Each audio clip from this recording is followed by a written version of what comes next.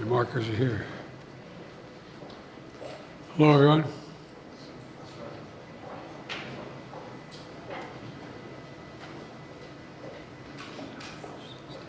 You got everybody? Well, good afternoon. And this is a very good afternoon. A very good afternoon. Today, we're bringing home Paul, Evan, Alsu, Vladimir. 3 American citizens and 1 American green card holder. All 4 have been imprisoned unjustly in Russia. Paul for nearly 6 years. Vladimir since 2022. Evan since March of 2023. And Alsu since October of 2023. Russian authorities arrested them, convicted them in show trials, and sentenced them to long prison terms with absolutely no legitimate reason whatsoever, none. Paul, a former Marine, was in Russia for a wedding. Evan, a journalist with a Russian, in Russia, was in Russia, assigned by the Wall Street Journal. Alsu, also a journalist, was in Russia to see family. All 3 falsely accused of being spies. And Vladimir was a Russian citizen by birth and holds an American green card. He's a Pulitzer Prize-winning journalist and was a pallbearer at my friend John McCain's funeral with me. He spoke out against Putin's regime. And for that, he was convicted of treason. And now, their brutal ordeal is over, and they're free. Moments ago, the families and I were able to speak to them on the telephone from the Oval Office. They're out of Russia. Earlier today, they were flown to Turkey, and soon they'll be wheels up on their way home to see their families. This is an incredible relief for all the family members gathered here. It's a relief to the friends and colleagues all across the country who've been praying for this day for a long time. The deal that made this possible was a feat of diplomacy and friendship. Friendship. Multiple countries helped get this done. They joined the difficult, complex negotiations at my request, and I personally thank them all again. And I've thanked them personally, and I'll thank them again. All told, Russia has released 16 prisoners. 8 Russians who are being held in the West will be sent home as well. These 16 prisoners from Russia that Russia has released include 4 Americans, 5 Germans, 7 Russian citizens who are political prisoners in their own country. One of those Russians runs a human rights organization, Memorial, which won a Nobel Prize in 2022. Putin threw him in prison for voicing opposition to the war in Ukraine. 4 others work with Alexei Navalny, a political opposition leader who died in Russia prison this year. Now they can live safely abroad and continue their work of advocating for democracy if they so choose. This deal would not have been made possible without our allies. Germany, Poland, Slovenia, Norway, and Turkey, they all stepped up and they stood with us. They stood with us.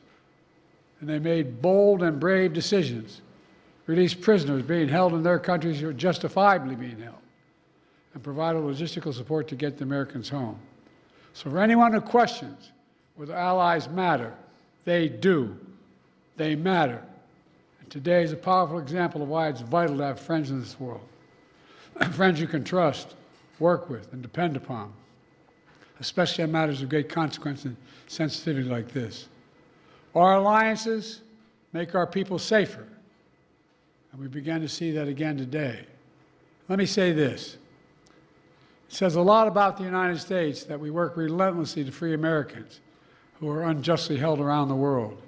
It also says a lot about us that this deal includes the release of Russian political prisoners. They stood up for democracy and human rights. Their own leaders threw them in prison. The United States helped secure their release as well. That's who we are in the United States. We stand for freedom, for liberty, for justice, not only for our own people, but for others as well. And that's why all Americans can take pride in what we've achieved today.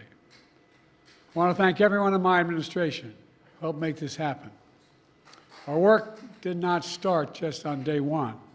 It started before day one. During the transition, I instructed our national security team to dig into all the cases of hostages being wrongfully detained, which were inherently, well, we inherited them from the prior administration. I wanted to make sure we hit the ground running, and we did. As of today, my administration has brought home over 70 Americans who were wrongfully detained and held hostage abroad, many since before I took office. Additionally, I issued an executive order in 2022 authorizing penalties like sanctions and travel bans on those who hold Americans against their will.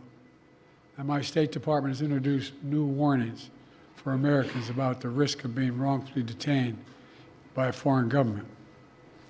Deals like this one come with tough calls, and there are never any guarantees. But there's nothing that matters more to me than protecting Americans at home and abroad. And so we'll continue to work for the release of all wrongfully detained Americans around the world. Let me end where I began, with Paul, Evan, and also Vladimir and their families.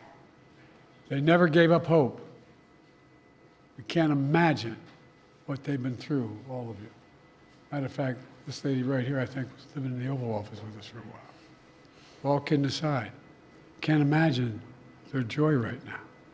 They're home.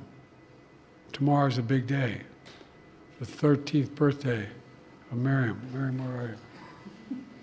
Come here. You all know we have a tradition in the Biden family. We sing happy birthday on any birthday. You ready? All of you. Happy birthday to you. Happy birthday to you. Happy birthday, dear Miriam. Happy birthday to you. Remember, no serious guys till you're 30. God love you. She's Alsu's daughter. Now she gets to celebrate with her mom. That's what this is all about. Families able to be together again, like they should have been all along. So I want to thank you again to everyone who did their part. In just a few hours, we'll welcome home our fellow Americans. We're looking forward to that. God willing, we're going to be out at Andrews and get that done. So thank you, thank you, thank you. And this is a good day. What did you say to them on the phone, sir? What did you say when they answered the phone on the other side? I said, welcome almost home. How do you keep countries, these so-called abductor states, from simply taking more Americans in order to get more of their prisoners home? How do you end these perverse incentives, sir? Well, we're advising people not to go certain places. Tell them what's at risk, what's at stake. Mr. President, where do you enter these negotiations, and can you speak to the complexity of working with 6 countries to secure these releases? Well, look, I'm not going to take the time now, but I'll do this later in the week. I particularly own a great sense of gratitude to the Chancellor. The demands they were making to me required me to get some significant concessions from Germany, which they originally concluded they could not do because of the person in question. But everybody stepped up. Poland stepped up, Slovenia stepped up, Turkey stepped up. And it matters to have relationships. It really does. These things matter. Pardon me? Could this improve relations with Russia? Is there any avenue for that after this prisoner exchange deal? As my sister might say, your lips to God's ears, man. Did you ever speak with Vladimir Putin about this, or would you be willing to speak with Putin now directly? I don't need to speak with Putin. Anyway. How did you weigh that decision of letting somebody out who sounds like got away with murder tonight?